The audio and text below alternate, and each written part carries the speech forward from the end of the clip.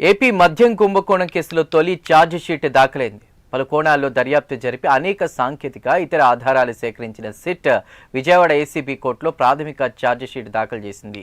ఈ కుంభకోణంలో అంతిమ లబ్ధిదారులు ఎవరో తేల్చే దిశగా వేగంగా దర్యాప్తు సాగిస్తున్నటువంటి సిట్ అధికారులు ఛార్జ్ షీట్లో మాజీ ముఖ్యమంత్రి వైఎస్ జగన్ పేరును పలుచోట్ల ప్రస్తావించింది. ఎవరి ఆదేశాలతో మద్యం విధానాన్ని మార్చారు, ముడుపులు ఎలా మూట కట్టారు, వాటిని ఎక్కడికి ఎలా తరలించారు, ఇందులో కీలక పాత్ర ఎవరిది అనేటువంటి ప్రశ్నలకు సాక్షులు, నిందితులు తెలిపిన అంశాలు, సేకరించిన ఆధారాలతో ఛార్జ్ షీట్ను రూపొందించారు.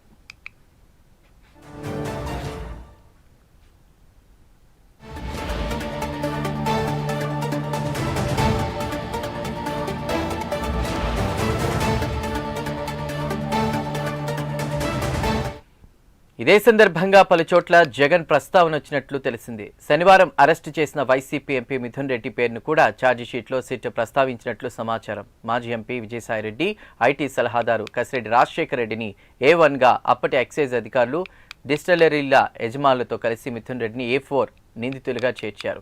ఈ కుంభకోణాన్ని ఎలా నడిపించారనేటువంటిది కోర్టుకు సిట్ వివరించింది. కాగా సీఎం మాజీ కార్యదర్శి, రిటైర్డ్ IAS అధికారి ధనుంజయ రెడ్డి, జగన్ మాజీ OSD కృష్ణమోహన్ రెడ్డి, భారతీ సిమెంట్ శాశ్వత డైరెక్టర్ గోవిందప్ప బాలాజీ సహా 22 మంది పాత్రని ఛార్జ్షీట్లో ఎక్కడా ప్రస్తావించలేదు. త్వరలో మరో ఛార్జ్షీట్ దాఖలు చేయబోతున్నామని, అందులో మరికొందరి నిందితుల పాత్రని ఆధారాలతో సహా చూపుతామని సెట్ వర్గాలు చెబుతున్నాయి.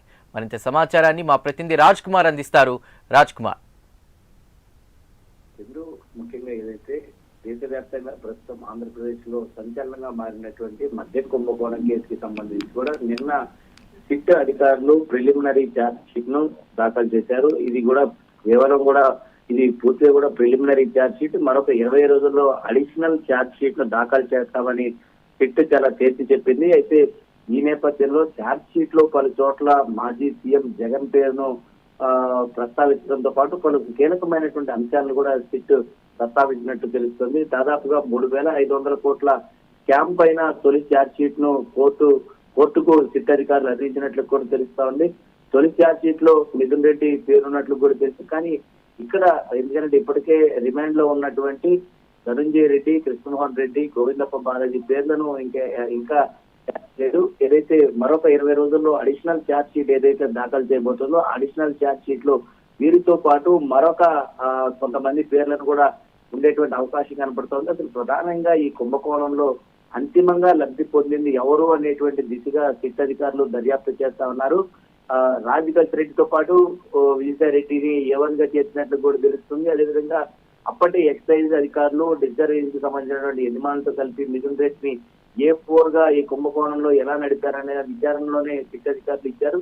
ఆయన కుటుంబ సభ్యులకి అంటే నిన్న దాదాపుగా 8 గంటల 45 నిమిషాలకు అధికారికంగా అరెస్ట్ చేసి ఆయనతో సంతకం పెట్టుకుని ఆయన కుటుంబ సభ్యులకు కూడా సమాచారం ఇచ్చినటువంటి పరిస్థితి ఉంది. అయితే ఈ క్రమంలో కనుక చూసుకుంటే దాదాపుగా ఛార్జ్ షీట్ లో మరి కొంతమంది పేర్లను కూడా సిట్ అధికారులు ధృవీకరించారు. దాదాపుగా 8 మంది కొత్త పేర్లను ఎక్కించారు. ఇది కనుక చూసుకుంటే సైమన్ ప్రసన్, మరొక వైపు కొమ్మారెడ్డి అవినాష్, అనిల్ రెడ్డి, సుజల్ బ్రెహన్, మెహన్, రాజీవ్, బొల్లారం శివ, ముప్పిడి అవినాష్ వీరందరి పేర్లను కూడా దాదాపుగా 8 మంది కొత్త పేర్లను సిట్ అధికారులు ఈ ఛార్జ్ షీట్ లో పెట్టడం జరిగింది. వీరందరూ కూడా నిందితులుగా జగన్ కు పరిచయస్తులేనన్న ఎవరైతే నిందితులందరూ కూడా వీరందరూ కూడా జగన్ కు పరిచయస్తులేనని కూడా సిట్ అధికారులు కొంత ఈ లిక్కర్ స్కామ్ విషయం దాఖలు చేసినటువంటి ఛార్జ్ షీట్ లో పేర్కొన్నట్లు కూడా తెలుస్తుంది. మరి ఈ ఛార్జ్ షీట్ ఇది కేవలం కూడా ప్రిలిమినరీ కాబట్టి మరొక 20 రోజుల్లో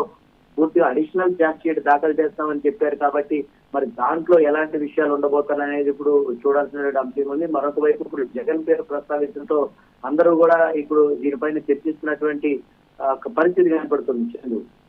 రైట్ రాజ్ కుమార్, థ్యాంక్